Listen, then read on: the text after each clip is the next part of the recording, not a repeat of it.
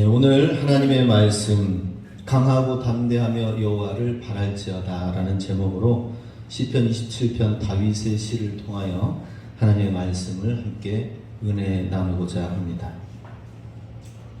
지금 우리가 코로나에 2년 지나 3년째 접어들면서 큰 어려움이 있음으로 인하여 저성장기 시대에 살고 있습니다.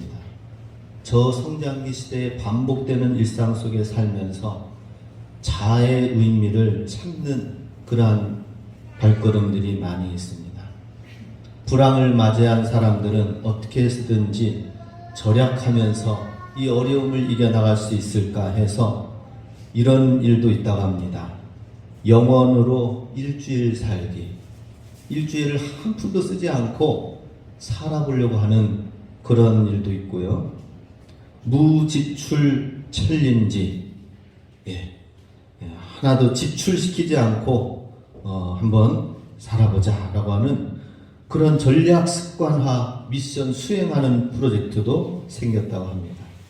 또 한편으로는 코로나가 이젠 풍토병, 엔데믹, 우리와 함께 감기처럼 함께 지내는 그런 전환되어지는 상황 속에서 그래도 여전히 막막한 일상생활 속에 오아시스, 피난처, 쉼을 찾고자 하는 손길들이 많이 생겨나고 있습니다.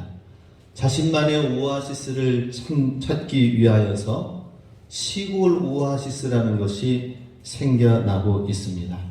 무작정 시골로 떠나서 몸빼바지 입고 아궁이에 불 피우고 그냥 불 모닥불에 피어나는 것을 멍 때린다고 하죠. 불멍이라고 하죠.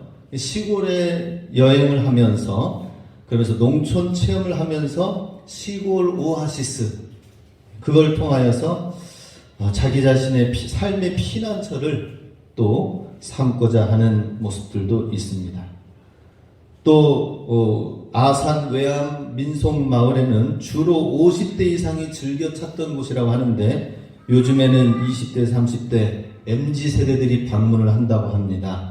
그래서 거기서 떡매치기, 전통 홀례 체험하기 등 이런 여러 가지 농촌을 체험하는 일들을 경험하면서 시골 오아시스를 즐긴다고 합니다. 이렇게 시골로 나아갈 수 있는 여건과 상황과 시간이 안 되면 도시 오아시스가 있다고 합니다. 자기 자신만의 쉴 수 있는 휴양 공간, 그래서 1인 욕실 문화 공간이 만들어진다고 합니다. 1일 욕실 휴양 공간이 생겨서 거기에서 정말 이 온천을 즐기는 것처럼 잠깐 시간을 쪼개어서 산과 논밭을 찾아갈 수 없는 사람들이 욕실에서 자기 자신의 삶을 넋을 잃고 욕실 오아시스를 누린다고 합니다. 이것도 저것도 안 된다 그러면은 추억 오아시스가 있다고 합니다. 옛날 추억을 소환시키면서 그때는 그랬었지, 좋았었지 하는 것입니다. 그래서 싸이월드가 복구가 되어지고 예전에 전원일기가 그렇게 방영되었던 거 다시 작년에 시청률 5%대를 기록하면서 재방영하면서 옛날 프로그램들이 자꾸 등장하는 것입니다. 우리 때 포켓몬빵 열풍이 일어났었는데 지금 이제 20년 만에 다시 재출시되면서 포켓몬빵의 스티커 찾기 열풍이 다시 일어나고 있다고 합니다. 추억 오아시스. 이런 것들이 시골, 도시, 추억 오아시스가 생겨나는 이런 것들을 보면은 뭔가 이 시대는 피난처를 찾는 시대가 아닌가 하는 것을 보게 됩니다. 삶의 피난처를 찾고자 하는 여러 가지 몸부림들이 있습니다. 지난 주간에는 참 안타까운 일이 있었는데 이태원 압사 사건이 일어났습니다.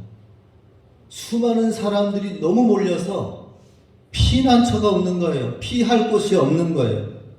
그냥 그대로 선체로 압사당한 경우도 있는 모습을 보게 됩니다. 또 한편으로는 봉화 동굴 사건이 있습니다. 그 동굴 봉화 채굴 현장에서 갇혀가지고 2명이 돌아오지 못하는 상황 가운데 있을 때 이것을 어떻게 팔 것인가 옛날 지도를 가지고 보니까 이게 안전지도가 해마다 갱신되어야 되는데 갱신이 안 되어져 가지고 20년 전에 지도를 가지고 하려다 보니까 파고 들어가니까 암벽인 거예요. 암반인 거예요. 다행히 극적으로 생환이 되어져서 피난처 죽을 수밖에 없는 그곳에서 생환이 되어진 모습을 보게 됩니다. 오늘 시편 27편 다윗의 시는 다윗이 사울로부터 쫓김을 당하면서 피난처를 찾는 그러한 장소가 바로 엔게디라는 장소였었고, 이 엔게디라는 이 피난처의 장소에서 하나님을 알고 하나님을 예배하고 또 사울이 쫓아온 거기에 있어서 피할 수 있는 그런 곳이 됨으로 인하여 이것은 다른 어떤 곳이 아니라 결국에는 그 엔게디라는 골짜기는 다윗샘이라는 이름이 되어졌고, 다윗과 그를 따르는 자들이 예배하였던 처소가 되어졌다 하는 것입니다. 오늘 본문 1절 말씀 같이 함께 읽습니다. 여호와는 나의 빛이요 나의 구원이시니 내가 누구를 두려워하리요. 여호와는 내 생명의 능력이시니 내가 누구를 무서워하리요. 다윗은 이렇게 먼저 고백을 합니다. 내가 누구를 두려워하고 내가 누구를 무서워하겠느냐라고 먼저 고백을 하고 있습니다. 어떤 목사님이 재벌의 총수에게 운명하기 전에 이렇게 물어봤다고 합니다. 행복하셨습니까? 라고 물었다고 합니다.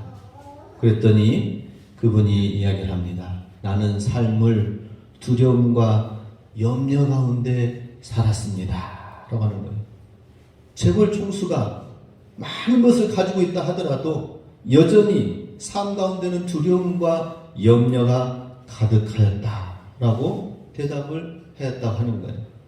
돈이 많으면 두려움 없이 살 수 있을까요? 돈이 많으면 모든 것을 해결할 수 있을까요? 그렇지 않다라고 하는 것입니다. 오늘날 우리는 많은 사람들이 조금만 더 벌고 조금만 더 내가 가지고 조금만 더 있는 삶을 살면 내가 행복하고 좋을 텐데 염려 없이 살 텐데 라고 하지만 재벌 총수가 행복하냐는 그 말에 두려움과 염려 가운데 살았다라고 하는 것입니다. 김기림의 시에 바다와 나비라는 시가 있습니다. 이렇게 시가 쓰여집니다. 아무도 그에게, 나비죠. 아무도 그에게 수심을 일러준 일이 없기에 흰 나비는 도무지 바다가 무섭지 않다. 흰 나비에게 바다의 수심을 가르쳐주지 않았다라는 거죠. 그러니 바다가 얼마나 깊은 줄 모르고 바다가 무섭지 않게 날랐습니다. 그런데 바다를 경험해 본 적이 없기 때문에 무섭지 않게 바다 위를 날아가는데, 그런데 푸른 물결이 청무바처럼 여겨졌던가 봅니다. 살짝 내려앉으려고 했는데 보니까 이게 웬일입니까? 파도에 휩쓸리고 위험한 거예요. 순간 날개짓을 하면서 펄쩍펄쩍 하면서 날아갈 수 있어서 위기를 모면했다고 합니다. 날개가 있음으로 인하여서 날아올라 그 위기와 그 바다의 깊은 심해를 벗어날 수 있었다라고 하는 것이죠. 우리도 오늘날 우리가 살면서 이 나비처럼 바다의 그 수심의 깊이가 얼마나 깊은지 알 수 없는 것처럼 우리가 살아가고 있는 맞닥뜨리는 현실이 알 수가 없는 것입니다. 경험할 수 없는 것입니다. 우리도 당혹스러워하는 일이 많을 수밖에 없습니다. 그러나 나비처럼 날개가 있다면 날아 올라갈 수 있을 거예요. 근데 많은 사람들이 그 날개가 무엇인지를 찾는다라는 것이죠. 오늘 우리에게 있어서는 다윗에게도 그렇고 오늘 우리에게 있어서는 이 날개는 믿음이요 신앙이다 하는 것입니다. 하나님을 향한 믿음, 이것이 우리의 날개인 줄 믿으시기 바랍니다. 세상의 중력을 거슬러서 날아오를 수 있게 해주는 거 하나님을 향한 믿음이다 라고 하는 것입니다. 왜 다윗이 누구를 내가 두려워하겠느냐, 누구를 무서워하겠느냐라고 고백하면서 이야기하는 것은 바로 무엇입니까? 여호와 하나님은 나의 빛이요 나의 구원이심을 믿기 때문이다 하는 것입니다. 여호와는 내 생명의 능력이 된다는 것을 믿었다 되었다라고 하는 것이죠. 다윗이 거주했던 엔게디 골짜기는 1200m 높이의 골짜기, 천연적인 요새가 갖춰져 있는 곳입니다. 그런데 그 요새가 자기의 힘과 능력이 아니라 이 요새 안에서 하나님이 내 생명의 능력이다 라고 고백을 하고 있다는 것입니다.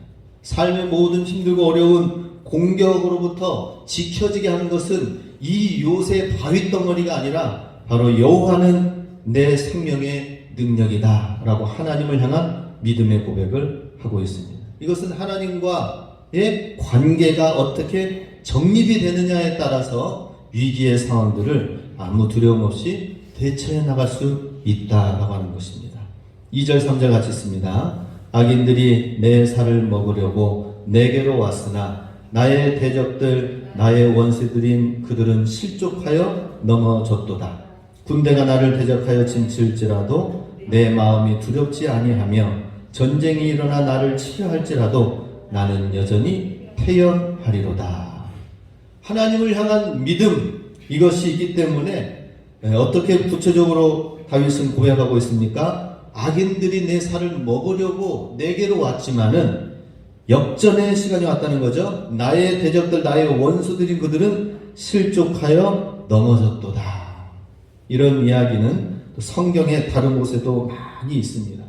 정말 위기 가운데 죽을 수밖에 없는 원수와 대적들이 쳐들어오는 그 상황 속에서 그 대적들이 실족하여 넘어지게 되는 상황, 오히려 그들이 넘어지고 죽게 되는 것, 그것은 바로의 군대가 출애굽하는 백성들의 홍해 바다를 쫓아올 때에 동일하게 그런 일이 실족하여 넘어지게 되었죠.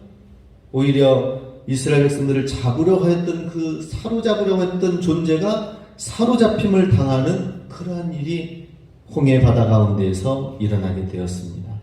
에스더서에서도 마찬가지로 이스라엘 유대인들을 죽이려고 하는 그 계략 가운데에서 에스더 왕비는 왕의 허락이 없이는 나아가면은 죽게 된다는 이 사실, 이 관례를 깨트리고 죽으면 죽으리다는 신앙을 가지고 왕께 나아가서 자기 자신의 민족을 죽이려고 하는 일에 대해 상소를 하였습니다.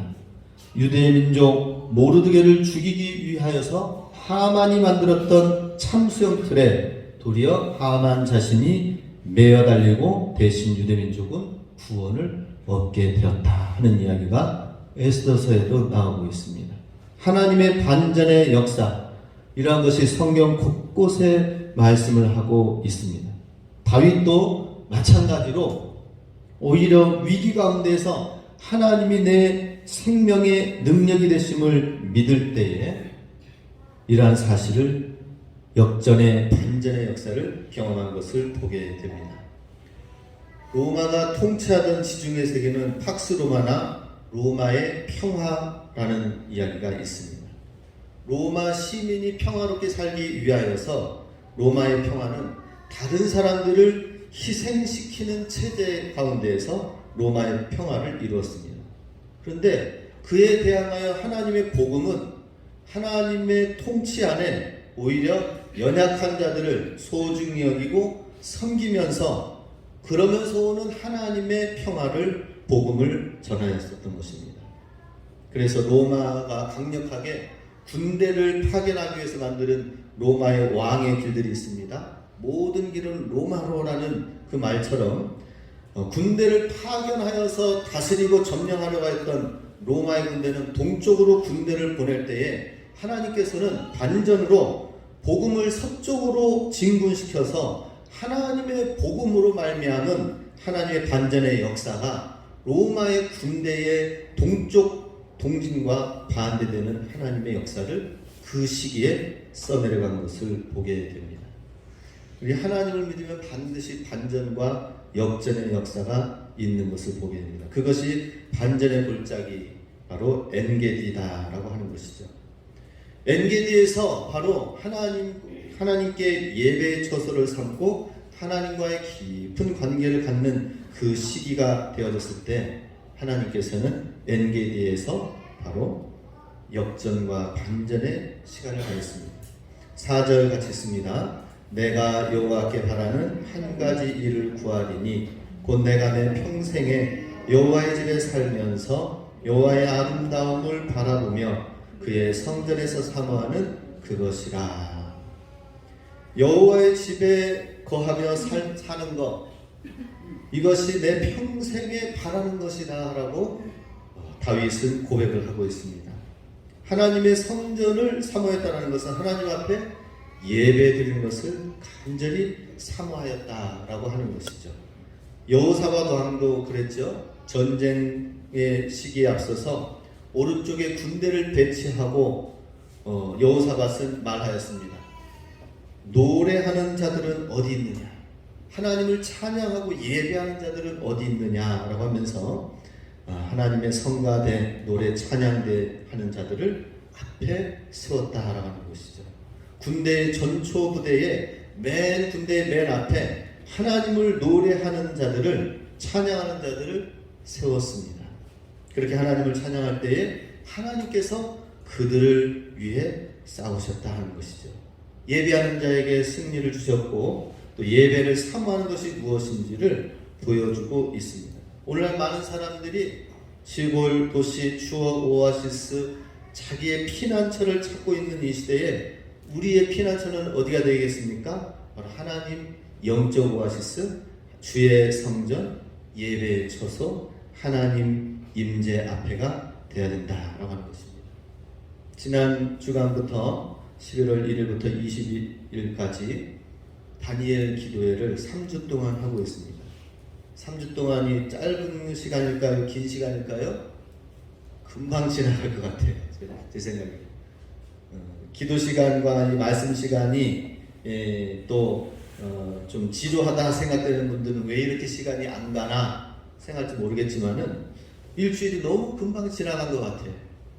다니엘 기도회를 하면서 제가 한 가지 마음에 먼저 좀 품은 자세가 있습니다. 그것은 내가 맨 먼저 그 자리에, 맨 앞자리에서 내가 하나님 앞에 코람되어 말씀을 듣고 내가 은혜 받고 내가 도전을 받자라고 하는 것입니다. 그래서 제가 모니터 앞에 제일 앞에서 말씀을 보고 듣고 내가 은혜 받아야 되겠다. 다윗이 하나님 앞에서 엔게디에서 가장 먼저 가장 귀한 예배의 처소를 삼았던 것처럼 내가 하나님의 말씀으로 하나님의 은혜로 새롭게 되어지는 시간을 가져야 되겠다, 이런 생각을 가졌습니다. 어떻습니까? 우리 하나님 앞에 예배드리는 시간, 이것이 다윗처럼 긴박한 가운데에서 예배가 나올 수 있을까요? 쉽지 않을 것입니다. 사실 가장 아름다운 곳이 하나님의 처소라고 하면서 주의 성전이라고 했는데, 다윗 시대 때의 주의 성전은 이제 솔로몬 시대의 성전이 세워지기 전 가장 마지막 텐트, 가장 낡고 가장 오래된, 가장 누추한 그러한 육신적인 모습일 수도 있을 것입니다. 근데 그것을 다윗은 가장 아름다운 처소로 사모하였다라고 하는 것입니다. 오늘 우리에게 우리의 피난처는 하나님이신 것을 우리가 알고, 그리고 그 하나님이 어떻게 일하시고 역사하시는지 하나님 안에 더 깊이 머무를 수 있게 바랍니다.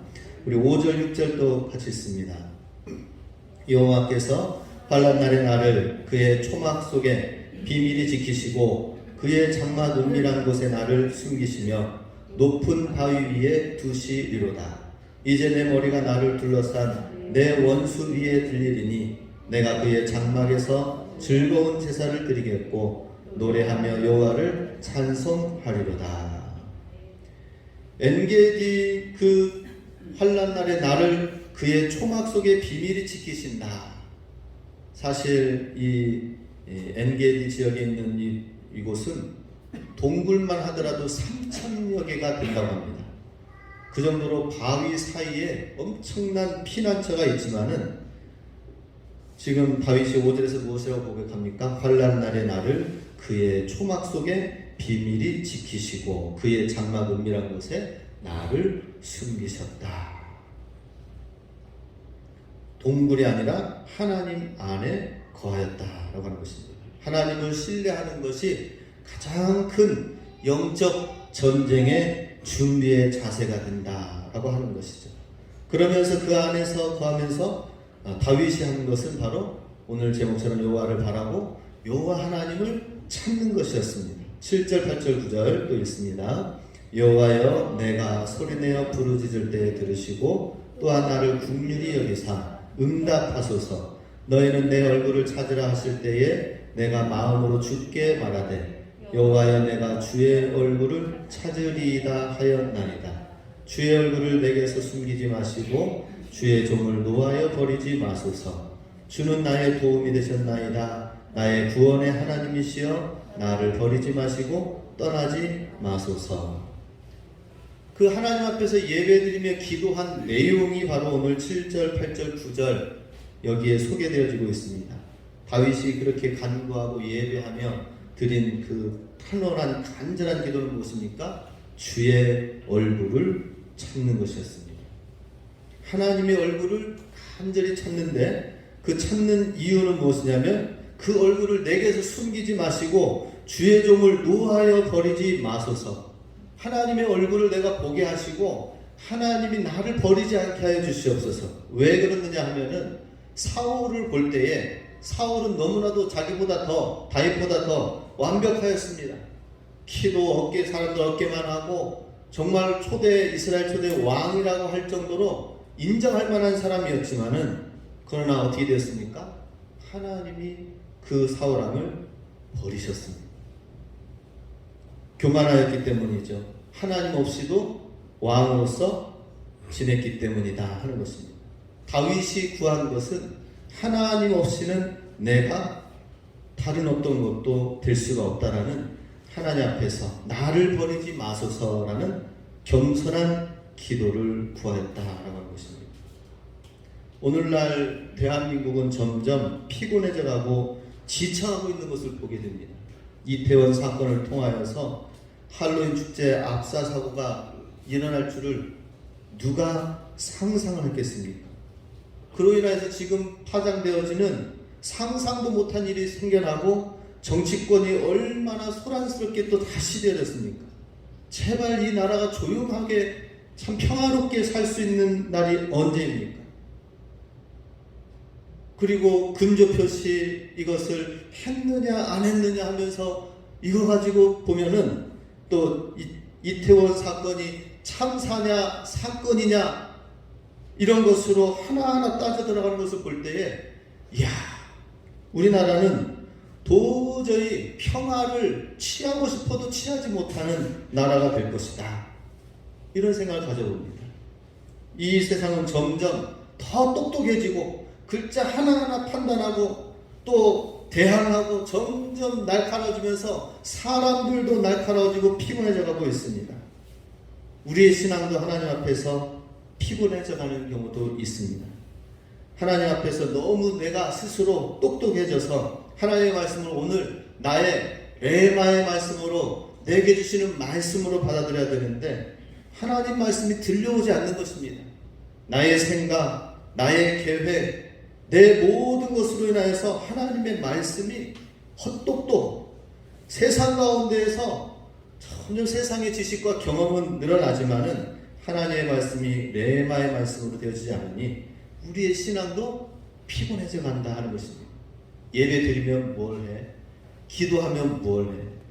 그런데 그것이 아니다라는 것이죠. 다윗은 무엇을 말하고 있습니까? 14절 말씀 마지막 같이 읽습니다. 너는 여호와를 기다릴지어다. 강하고 담대하며 여호와를 기다릴지어다. 여호와를 기다리고 바라라 라고 말씀하고 있습니다. 우리 다시 한번 이 영적으로 육적으로 피곤해져가고 지쳐가는 이 시기 속에 하나님의 말씀을 정말 사모하는 우리의 심령이 될 수 있기 원합니다. 우리 다니엘 기도에 우리 어제 전은주 전도사님의 말씀을 통하여서 우리 함께 좀 나누고자 하는 부분이 있습니다. 그분은 그 어렸을 적에 눈이 한쪽이 떠지지 않는 가운데에서 태어났어요. 그러다 보니까 한쪽 눈이 애꾸가 되어진 거죠. 시간이 좀 지나서 수술해가지고 좀 뭔가 좀 온전하게 짝을 맞춰주려고 허벅지 살을 뜯어가지고 눈에다가 수술을 했는데 이것이 너무 또 한쪽 눈이 커지게 됐습니다. 그러면서 이제는 학교 들어갈 때부터 놀림을 받기 시작하는 것을 이야기를 합니다. 왕따 당하였고 참으로 힘들고 어려운 시기에 하나님 앞에 기도를 했다고 합니다. 하나님, 나의 이 눈 짝짝이가 정상적으로 되게 해주세요 하고 기도를 했다고 합니다. 그런데 기도가 응답되어졌을까요? 안 되어졌다고 합니다. 그러니 하나님의 기도의 무응답에 이제는 탈선으로 대응하였다고 합니다. 그야말로 청소년기에 탈선의 시기를 가졌던 것이죠. 이제 고등학교 2학년이 되어서는 조금 철들어서 다시 와서 열심히 하는가 보다 사람들이 그렇게 생각했다고 합니다. 최선의 삶으로 봉사도 하고 찬양도 하고 헌신도 하고 하면서 하나님 마음에 꼭 들면은 하나님이 나의 기도를 들어주시겠지라고 생각을 하면서 간절히 열심히 하였는데 열심히 하면서 어느덧 자기의가 가득 차게 되어지는 모습을 보게 되었다고 합니다. 자기의가 드러나게 되고 자기가 잘나게 되고 자기가 높아지고 교만하게 되어지는 모습 가운데 다시금 하나님 앞에 기도하면서 결국에 마지막에 깨달은 것은 하나님의 능력이 아니라 하나님 자신을 바라는 임마누엘 하나님의 함께 하시는 은혜를 구하게 되었다라고 이야기합니다. 그것을 어디에서 얻게 되었느냐? 바로 예수님의 십자가 사건에서 알게 되었다고 합니다. 예수님도 십자가에서 엘리 엘리 라마 사박다니 하나님 하나님 어찌하여 나를 버리시나이까. 하나님도 하나님께 탄식했다는 거예요. 내가 잘났을 때만 하나님 앞에 나가는 것이 아니라 내가 못나고 내가 잘못되어지고 내가 어려운 가운데서도 있는 모습 그대로를 가지고 하나님 앞에 탄식하며 나갔을 때 하나님, 예수님께서도 하나님과의 관계가 하나님 나를 어찌하여 버리십니까? 예수님께서도 하나님께 그렇게 기도했다라고 하는 것이죠. 그럴 때에 그 탄식 그대로 가지고 나아갈 때 하나님이 그 탄식을 하나님이 외면하시지 않고 그대로 받으시고 결국에는 죽음 가운데서 다시 건지신 부활하게 하신 것을 보게 됩니다.